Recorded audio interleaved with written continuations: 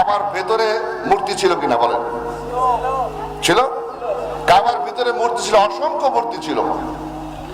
সেই মূর্তি রাসূলুল্লাহ সব ভেঙে চুরমার করে বের করে দিলেন নাকি? ছোট্ট করে বলছি আমি, একটা মূর্তি উপরে ঝুলান্ত ছিল, ঝুলান্ত অবস্থায় ছিল, এটা তরবারি দিয়ে আঘাত করা যায় না, মানে একটু উঁচুতে ছিল। তে বললো যে হুজুর সব মূর্তি তো শেষ করা হলো, একটা মূর্তি তো রয়ে গেল। বললে এটা আমি পরে ভাঙবো। রাত্রিতে আমার মাওলাকে ডাকেছেন, রাসূলুল্লাহ ডেকেছেন, আলী ওঠো, কয় মূর্তিটা ভেঙে আসি। মাওলানা কায়নাতকে যদি রাসূলুল্লাহ বলে সে কি না করতে পারবেন নাকি?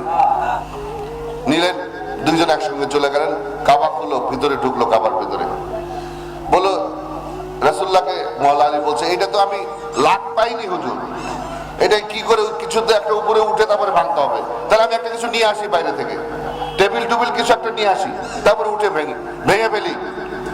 বললো না আলী, তুমি আমার এইখানে পা দাও, এইখানে উঠো, ঘাড়ে উঠো, আমার ঘাড়ে উঠো, এই মূর্তিটা ভেঙে দাও। মাওলানা কায়নাতের অবস্থা কি? মাওলানা কায়নাতের অবস্থা কি? আমার নবী পাকের উপরে ওঠা কঠিন কাজ না? বললো ইয়া রাসূলুল্লাহ, আপনি হুকুম করছেন, আমার না উঠে উপায় নেই, কিন্তু আমি কি আপনার উপরে উঠতে পারি? কয় পৃথিবীর মধ্যে একমাত্র ব্যক্তি যে তুমি আমার ঘাড়ে পাড়া দিয়ে ওই মূর্তি তুমি ধ্বংস করে দিতে পারো। কথা বুঝতে হবে, একমাত্র ব্যক্তি পৃথিবীর যে আমার ঘাড়ে পাড়া দিয়ে তুমি ওই মূর্তি ধ্বংস করতে পারো, সেই হচ্ছে আহলে বায়াত।